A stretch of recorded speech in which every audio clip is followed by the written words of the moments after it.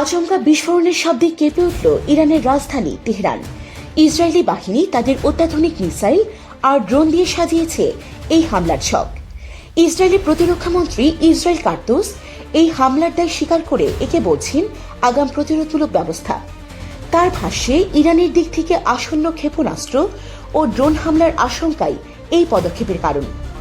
প্রধানমন্ত্রী নেতানিয়াহু আরও এক ধাপ এগিয়ে হুঙ্কার দিয়ে বলেছেন, ইরানের পারমাণবিক কর্মসূচি, ব্যালিস্টিক মিসাইল ও সামরিক ক্ষমতাই তাদের নিশানা। ইরানের পারমাণবিক সমৃদ্ধকরণ কর্মসূচির কেন্দ্রবিন্দুতে আমরা আঘাত করেছি। আমরা ইরানের পারমাণবিক অস্ত্রায়ন কর্মসূচির কেন্দ্রে আঘাত করেছি। আমরা ইরানের প্রধান সমৃদ্ধকরণ সুবিধা নাতানজে আঘাত করেছি। আমরা ইরানি বোমার উপর কাজ করা ইরানের শীর্ষ পারমাণবিক বিজ্ঞানীদের লক্ষ্য করেছি। আমরা ইরানের ব্যালিস্টিক ক্ষেপণাস্ত্র কর্মসূচির কেন্দ্রে আঘাত করেছি।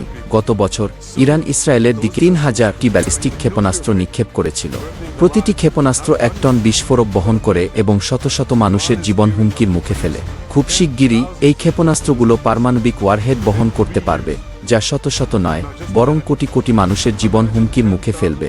ইরান আগামী ৩ বছরের মধ্যে এই ধরনের ১০,০০০ ব্যালিস্টিক ক্ষেপণাস্ত্র তৈরি করার প্রস্তুতি নিচ্ছে। এখন কল্পনা করুন, নিউ জার্সির মতো একটি দেশের উপর ১০,০০০ টন টিএনটি পড়ছে। এটি একটি অসহনীয় হুমকি। এই হুমকিকেও থামাতে হবে। যতক্ষণ প্রয়োজন এই বিধ্বংসী অভিযান চলবে, এই ঘোষণাও তার। দেশজুড়ে জারি করা হয়েছে বিশেষ জরুরি অবস্থা। আল জাজিরা তেহরানের উত্তর পূর্ব দিকে বিস্ফোরণের খবর দিলেও ইরানের স্থানীয় সংবাদ মাধ্যমগুলো জানাচ্ছে অন্তত ৬ থেকে ৯টি বিস্ফোরণে কেঁপেছে তেহরান। আবাসিক ভবনেও আঘাত এনেছে হামলা। একাধিক বেসামরিক নাগরিকের মৃত্যুর দাবিও করেছে ইরান। এই ঘটনায় নিজেদের সম্পূর্ণ দূরে রেখেছে ওয়াশিংটন। মার্কিন পররাষ্ট্রমন্ত্রী মার্কো রুবিও জানিয়েছেন, হামলায় যুক্তরাষ্ট্রের কোনো ভূমিকা নেই।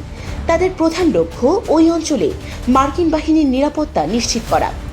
যদিও এর আগে মার্কিন প্রেসিডেন্ট ডোনাল্ড ট্রাম্প বলেছিলেন, ইসরায়েল যেন ইরানে হামলা না করে সেটাই চান তিনি।